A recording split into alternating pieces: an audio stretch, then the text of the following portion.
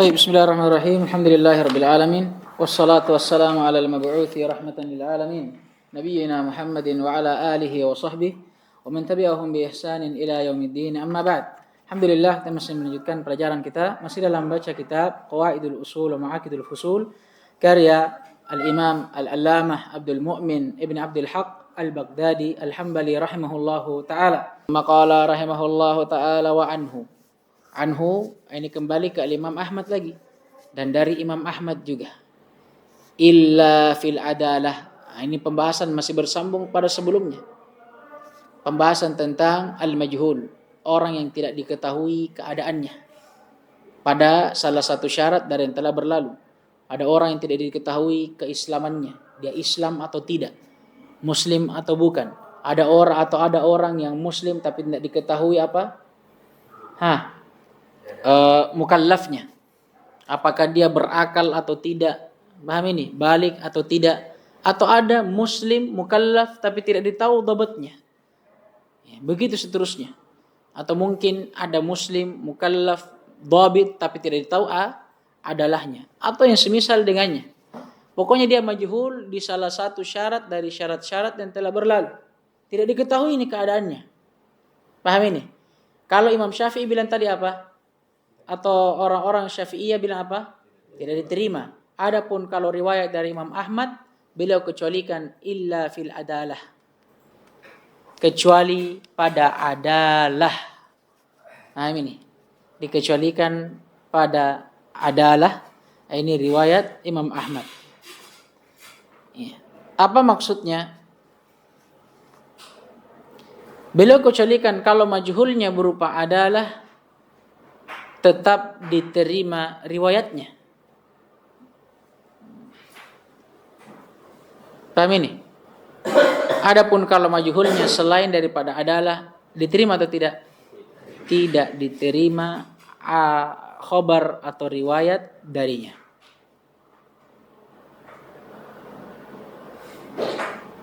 Taib. Kemudian kamadhabi Abi Hanifah.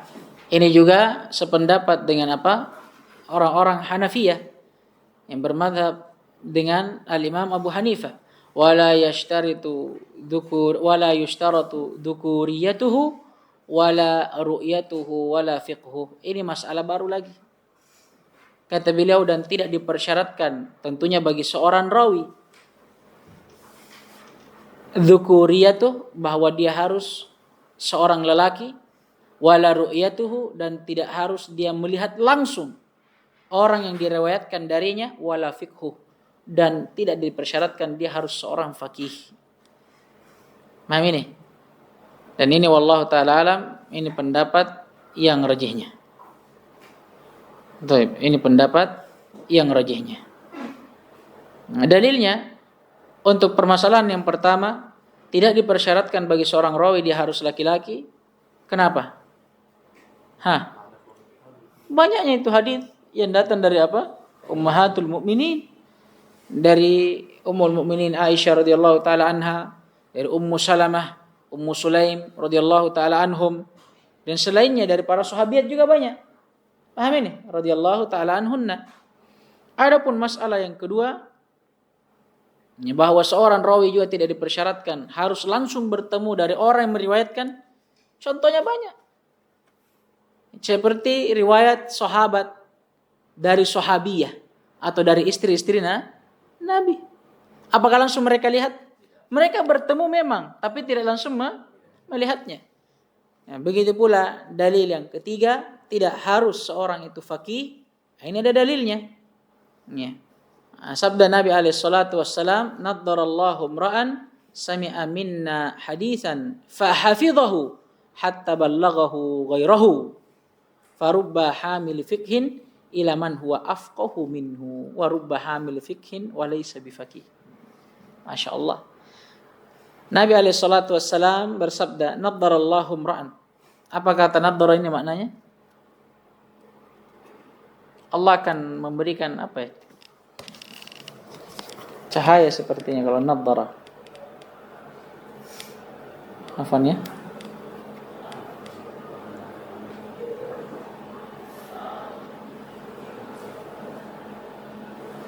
Iya. Allah akan memberikan cahaya kepada seseorang yang mendengarkan hadis dari kami, kemudian dia menghafalkannya sampai dia menyampaikannya kepada orang selainnya. Paham di sini? Apakah Nabi persyaratkan dia harus faqih? Tidak. Bahkan kata Nabi setelahnya, farubba hamil fikhin ila man huwa afqah minhu. Bahkan kadang ada orang yang menyampaikan suatu ilmu, tidaklah dia menyampaikan kecuali orang yang dia sampaikan kepadanya lebih faqih daripada dia. Wa rubba hamil fikhin wa laysa bifaqih. Bahkan banyak orang yang membawa ilmu tapi dia bukan faqih. Nah ini. Tsumma qala rahimahullahu taala wala ma'rifata nasabihi atau wala ma'rifatu nasabihi, dan tidak juga dipersyaratkan bagi seorang rawi untuk diterima khabar darinya harus ditahu nasabnya. Nasab tidak dipersyaratkan. Pahamin? Apa dalilnya? Banyak. Karena banyaknya riwayat yang bahkan datang dari seorang budak. Paham ini? Banyaknya riwayat atau ada beberapa riwayat yang bahkan datang dari seorang budak. Tsumma qala rahimahullahu taala wa yuqbalul mahdudu fil qadfi in kana syahida. Masyaallah. Ini masalah juga. Dan diterima khabar dari seorang yang mahdud bil qadfi, orang yang mendapatkan hukum had karena sebab tuduhan. Sekarang dalam Al-Qur'an Allah Subhanahu wa taala menghukum, menjelaskan tentang orang-orang yang menuduh wanita-wanita mukminah suci berzina. Apa kata Allah? Walladzina apa ayatnya itu? Walladzina yarmunal muhsanat. Ya kan? Apa kata Allah? Dan orang-orang yang menuduh wanita-wanita muslimah yang suci berzina, maka apa kata Allah? Mereka dicambuk dengan 100 kali cambukan. Au kama qala Allah Ta'ala. Kita lihat ya, tadi barusan lewat dalilnya.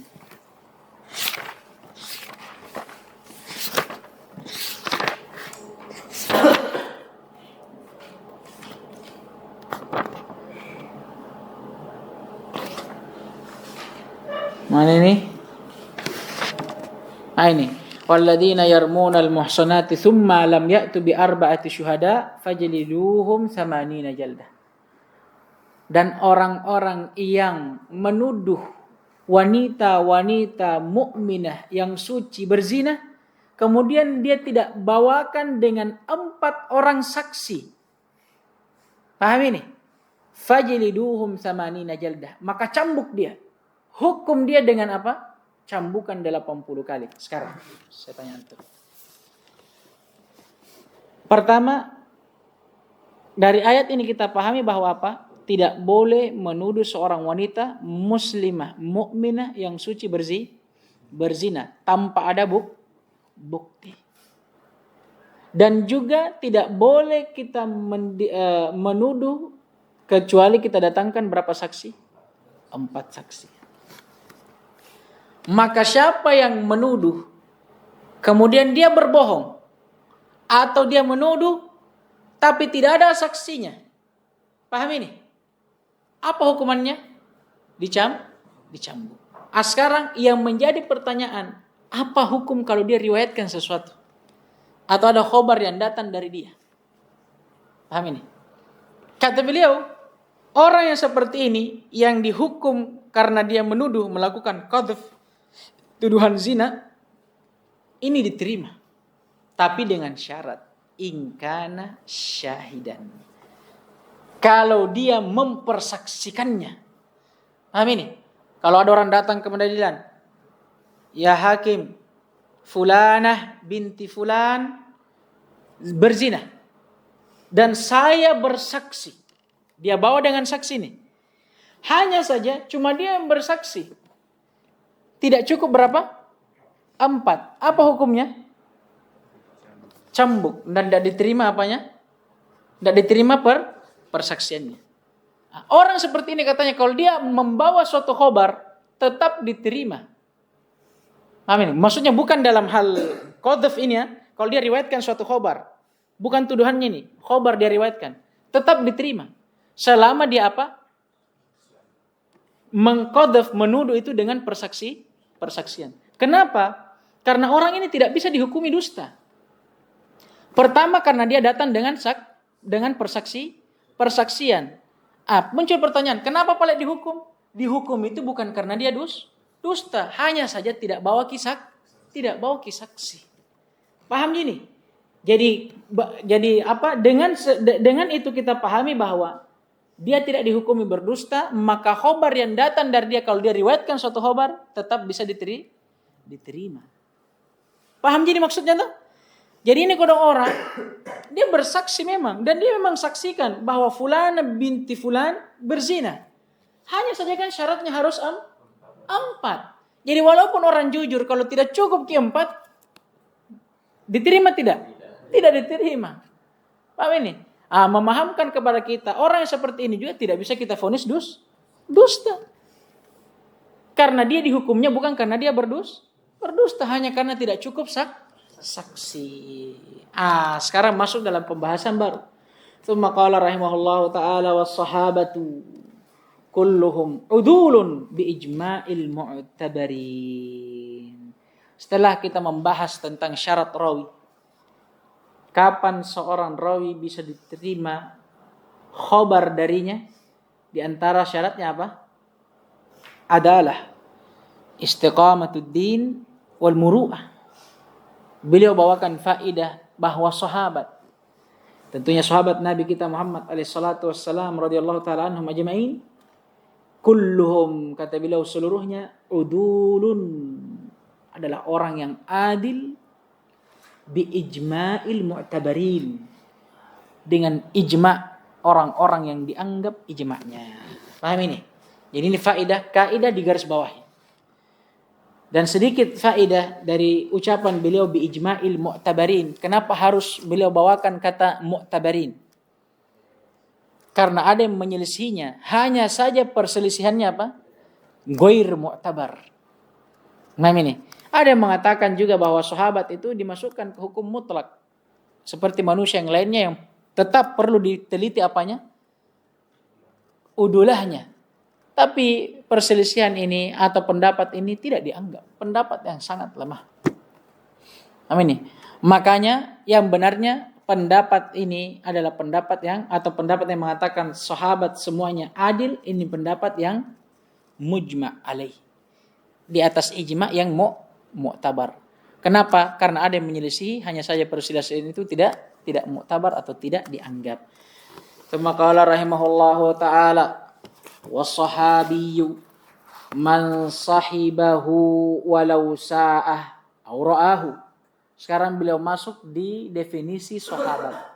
Dan sekarang beliau akan panjang membahas tentang sahabat dan khobar yang datang darinya serta apa hukumnya. Kata beliau sahabi, setelah kita mengetahui bahwa sahabat semuanya adil, siapa itu sahabi? Kenapa penting kita mengetahui seorang sahabi? Ya karena mau tidak mau namanya khobar yang datang ke kita, itu awalnya datang dari siapa? Sahabi. Kita perlu tahu apakah ini betul sahabi atau bukan. Karena kadang ada hadits yang kita sangka hadits ini mursal bersambung ke Nabi, ternyata apa? Tidak bersambung. Mursal atau mauquf sampai tabi'in. Ini yang kita mau tahu siapa itu sahabat sebenarnya. Karena jangan sampai ada orang yang meriwayatkan hadis kita kira sahabat padahal tabi'in. Beda hukumnya. Dan ini akan berpengaruh kepada apa? Keabsahan hadis. Sahih dhaifnya hadis, kuat lemahnya, ini salah satu apanya? Akar permasalahannya. Paham ini? Maka Allah rahimahullah was-sahabi, adapun sahabat itu man sahibahu walau sa'ah aw ra'ah. Dia adalah orang yang bersahabat dengan Nabi. Namanya bersahabat tentu berjumpa dengan Nabi. Walau sa'ah. Walaupun sesaat. Kata beliau. Aura'ahu. Atau dia melihat Nabi. Tapi tidak bersama dengan Nabi. Dia sempat melihat saja Nabi. Walaupun sesaat. Walaupun tidak sempat bersama. Ini semuanya masuk dalam kategori sahabi. Paham ini? Dan ini wallahu ta'ala alam, ini adalah pendapat dari Al-Imam Ahmad rahimahullah. Ya. Dan beliau berpendapat tidak harus seorang sahabat itu dipersyaratkan dia harus bersahabat dengan Nabi dalam jangka waktu yang panjang. Melainkan cukup dia pernah saja berkumpul dengan Nabi, sahabi. Atau mungkin dia sempat lihat Nabi, sahabi. Paham ini? Tapi ingat, ada syarat setelahnya. Kata beliau, mu'minan. Dan dia beriman. Untuk mengeluarkan siapa? Orang yang hidup bersama Nabi dan orang yang sempat melihat Nabi tapi tidak beriman. Apakah dikatakan seorang sahabi? Tidak, bukan seorang sahabat. Masya Allah. Hanya saja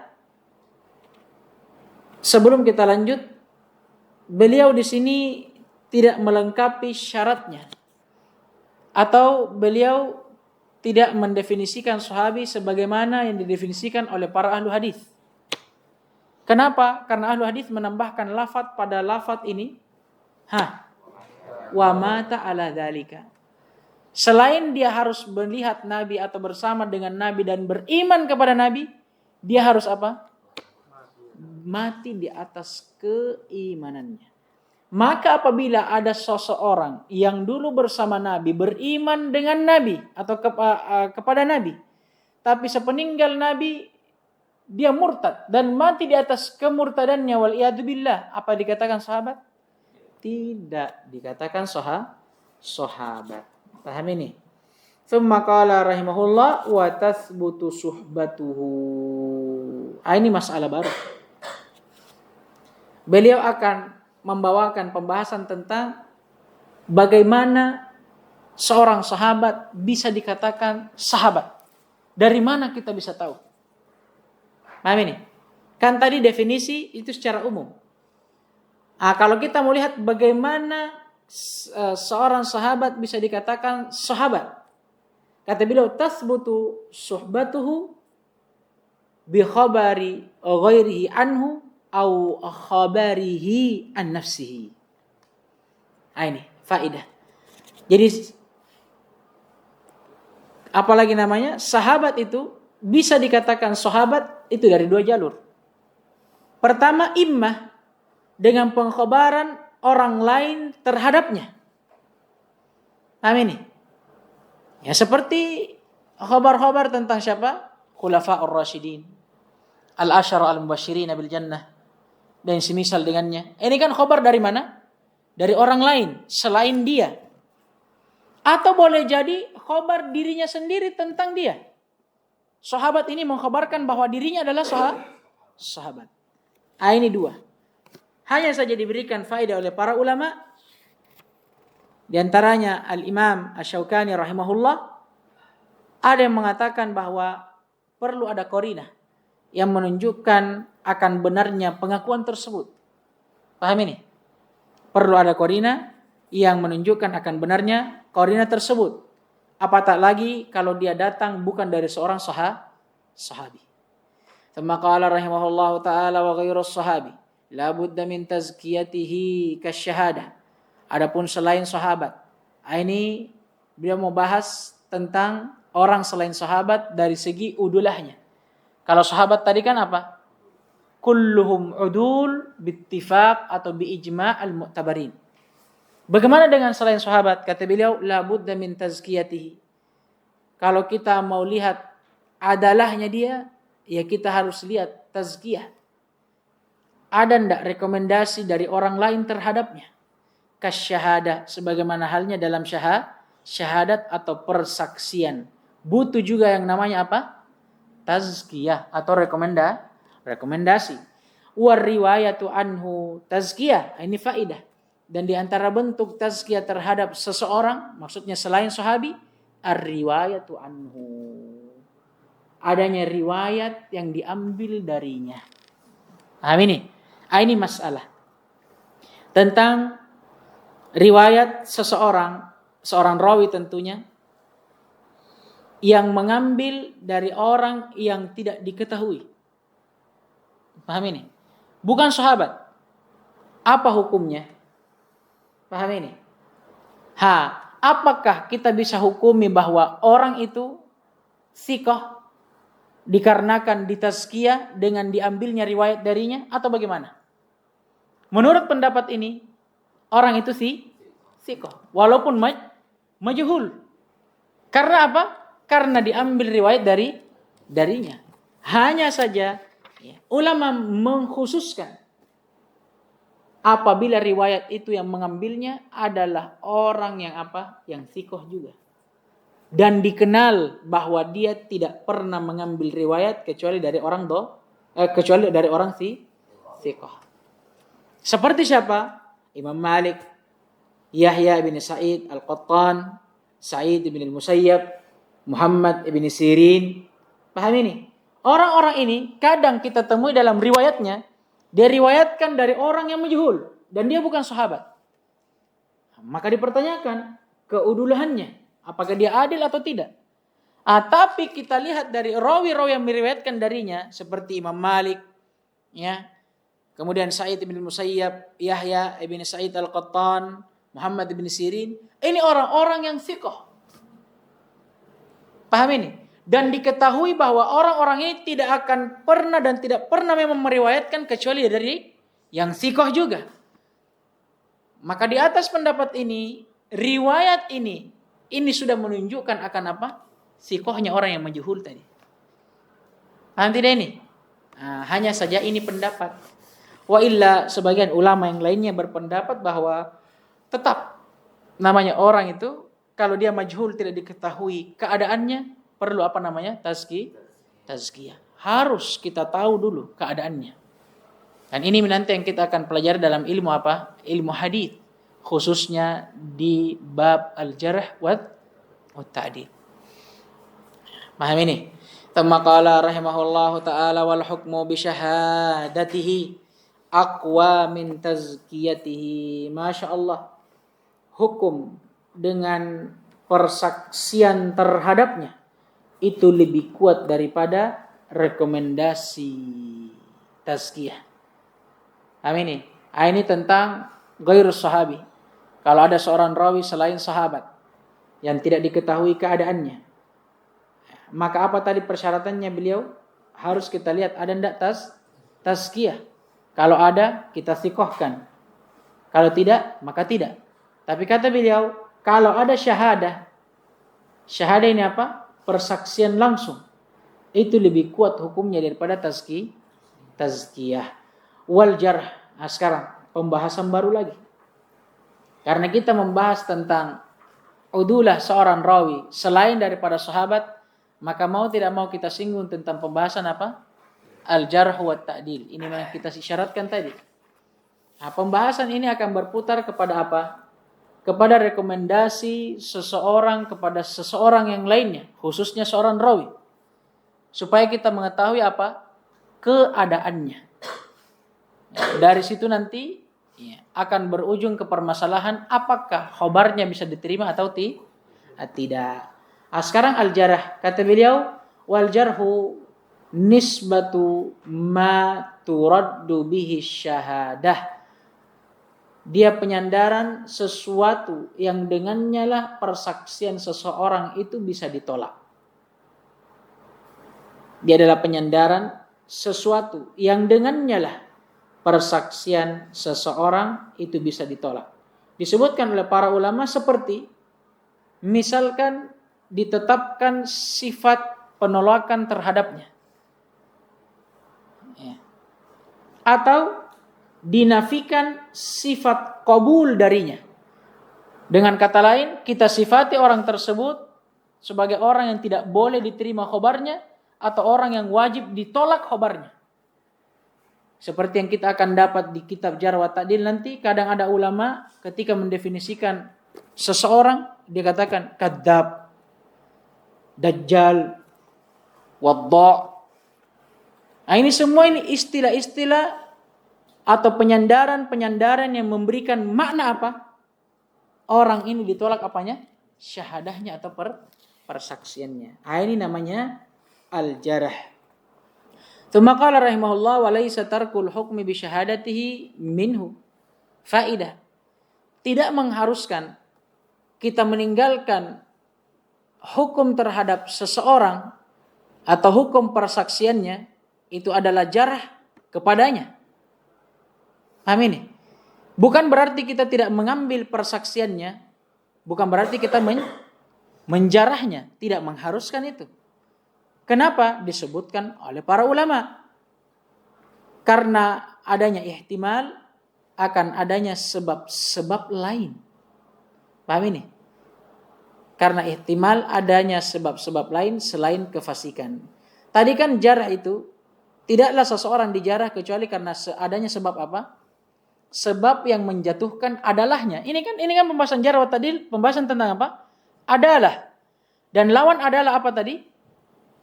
Fisq, iya kan? Berarti kapan orang ditakdil? Ketika dia orangnya adalah thiqah. Tapi kapan orang dijarah? Ketika dia apa? Fasik. Paham ini? Sekarang laisa tarkul hukmi bi syahadatihi minhu. Ini kan kita membahas tentang jarah. Kapan seorang dijarah? Bagaimana bentuk jarah? Apa itu jarah? Beliau bawakan faedah. Ada suatu masalah kadang itu bukan jarah. Ya. Ketika kita meninggalkan persaksian dan tidak mengambil persaksian seseorang. Apakah itu bisa kita katakan itu jarah terhadap orang? Tidak. Karena boleh jadi kita tinggalkan persaksiannya, kita tidak mengambil persaksiannya, bukan karena dia fasik. Mungkin karena ada sebab yang lain. Disebutkan oleh para ulama mungkin seperti adawah, ada permusuhan. Paham ini? Kan orang kalau sudah permusuhan yang baik pun jadi buruk. Paham ini? Nah masalah ini jarh wa ta'dil ini tentang keadaan seseorang. Paham ini? Atau mungkin adanya tuhmah, sangkaan-sangkaan yang belum dipastikan. Ya. Paham tidak ini? Nah ini masalah. Tsumma qala rahimahullah wa yuqbalu ka at-tazkiyati min wahidin wa la yajibu dzikru sababihi. Masalah lagi tentang al-jarh. Kata beliau wa yuqbal ay al-jarh. Dan namanya jarah ini bisa diterima kat tazkiyah sebagaimana tazkiyah min wahid. Walaupun dari satu orang. Tadi sudah berlalu tentang pembahasan tazkiyah. Bahwa tazkiyah itu bisa kita terima walaupun datang hanya dari satu orang. Maka begitu pula jarah. Ya. Dia bisa kita tetapkan walaupun datang hanya dari satu orang. Tidak perlu banyak. Paham ini? Dan ditambah lagi kata beliau wala yajibu dzikru sababihi, dan tidak wajib ketika kita menjarah seseorang kita mengatakan fulan kadzab misalkan. La yuqbal riwayatuh. Tidak perlu kita katakan sebabnya. Dia kadzab kenapa? Oh syaribul khamr, kemudian apa? Zani misalkan. Tidak perlu kita beberkan aibnya. Paham ini? Walaupun permasalahan ini diperselisihkan karena kata beliau wa anhu, dan dari riwayat Imam Ahmad justru dia mengatakan bala, harus disebutkan sebabnya. Wafi wakila, dan ada juga bahkan yang mengatakan yustafsaru ghairul alim. Kalau misalkan yang menjarah itu bukan dari ahlul ilm, maka perlu di yustafsar, dicari tahu sebabnya. Adapun kalau yang menjarah itu adalah seorang ahlul ilm, memang ulama jarh wa ta'dil, maka tidak perlu ditanyakan sebabnya. Wa taqaddama ala ta'dil, dan begitu pula telah berlalu dalam pembahasan ta'dil. Ala kulli hal, untuk pembahasan yang terakhir ini tentang penyebutan sebab jarah berselisih para ulama. Ada yang mengatakan tidak perlu disebutkan, ada yang mengatakan bahkan perlu disebutkan secara mutlak, ada yang mentafsir dan merincinya. Ya, kalau dia datang dari memang ulama jarh wa ta'dil yang sudah ditahu akan keilmuannya dalam bidang jarh wa ta'dil, maka perlu tidak disebutkan sebab? Tidak perlu. Berbeda kalau dari ulama selain dari ulama jarh wa ta'dil, maka perlu disebutkan syaratnya. Adapun pembahasan lebih lanjutnya itu antum bisa dapatkan di ilmu mustalahu al-hadits. Tsumma qala rahimahullahu taala wa qila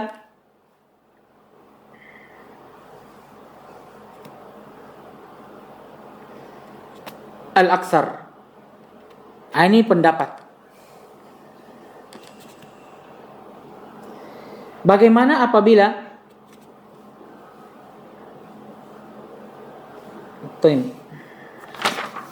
kita lihat dulu ya.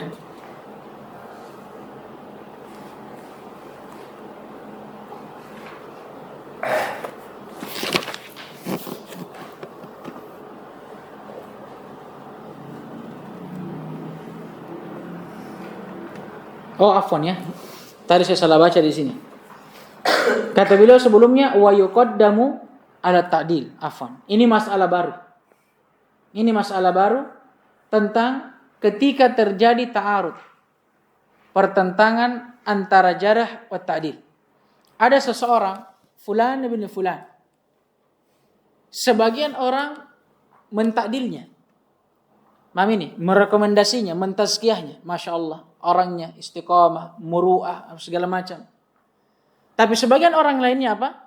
Menjarahnya. Anda itu kadzab, tidak bisa diambil riwayatnya, demikian dan demikian. Bagaimana ketika terjadi ta'arud? Satu orang merekomendasi, satu orang apa? Menjarahnya. Bagaimana ini? Kata beliau, wa yuqaddamu ala ta'dil. Jarah ketika datang ta'arud dengan ta'dil, kata beliau didahulukan apa? Jarah. Ini ketika ada ta'arud.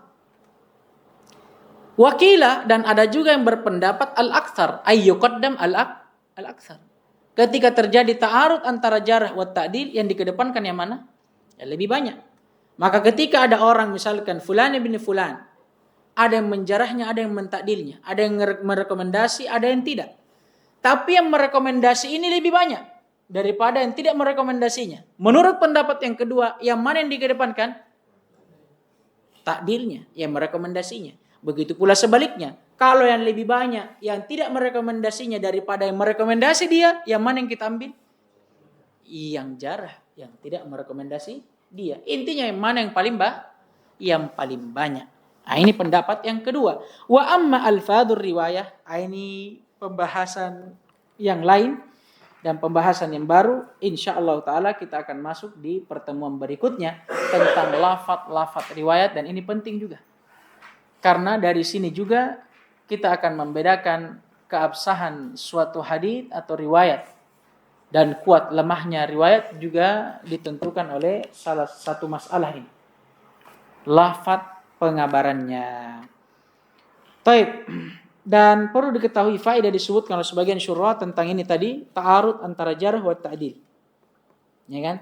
Ta'arud antara jarh wa ta'dil ini terjadi apabila pendapat yang saling ta'arud itu mu'tabar. Memang dianggap. Paham ini? Adapun kalau misalkan salah satu dari pendapat itu lemah, tidak dianggap, maka tidak ada ta'arud. Paham ini? Contoh misalkan, tidak usah jauh-jauh, yang terjadi di zaman kita sekarang. Syekhul Islam Ibnu Taimiyah. Syekhul Islam Ibnu Taimiyah ini orang yang hampir bisa kita katakan disepakati atas apanya? Atas keilmuannya, istiqomahnya, bagaimana pengorbanannya terhadap Islam, khususnya as-sunnah. Ketika kita mendengar ada orang-orang misalkan orang Aswaja, dia jarah ini Syekhul Islam Ibnu Taimiyah, kita terima jarahnya? Atau kita katakan di sini jarah ditakdim ini karena terjadi ta'arud? Tidak. Kenapa? Pertama karena ta'arudnya ini memang tidak dianggap. Karena satu pendapat yang menyelisih ini, salah satu pendapat yang menyelisih pendapat yang lainnya, dhaif, ghair mu'tabar. Tidak dianggap. Makanya ketika ada orang yang sudah terkenal, dia adil akan keudulahannya, paham ini? Tiba-tiba ada sekelompok orang yang mengatakan dia jarah dia, misalkan dia kadzab, jangan percaya, jangan ambil riwayatnya. Dipercaya tidak? Tidak, orang ini sudah masyhur dengan udulahnya. Begitu pula sebaliknya. Ada orang yang sudah masyhur dengan kedustaannya, kadzab, bahkan para ulama sudah mengatakan dajjal. Tiba-tiba ada orang mengatakan, enggak, ini bagus. Bahkan sebagian menjadikannya rujukan.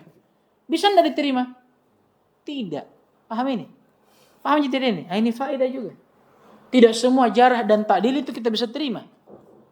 Tapi yang kita terima adalah jarah dan ta'dil yang mu'tabar, yang memang bisa dianggap. Paham ini tak? Nah, ini bisa antum dapatkan pembahasan yang lebih luas di pembahasan ilmu hadis tentunya.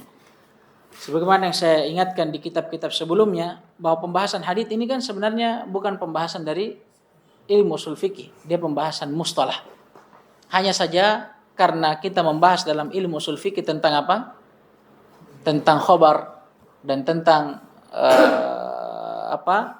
riwayat dan sesuatu yang dinukil, ya mau tidak mau kita bahas tentang apa? Tentang ini tadi, pembahasan mustalahul hadis. Dan memang asalnya faedah yang saya dapatkan juga dari guru kita satu bait. Ternyata dulu itu ilmu hadis dan ilmu mustalah dan ilmu usul fikih ilmu yang satu. Sama-sama dibukukan oleh Imam Syafi'i rahimahullah. Ya. Nanti setelah itu baru dipisahkan. Ilmu hadis sendiri, ilmu usul fikih sendiri. Ya. Kan sebagian ulama juga ya menjadikan dua ilmu ini ilmu yang saling apa istilahnya? Saling melengkapi. Ilmu yang saling melengkapi.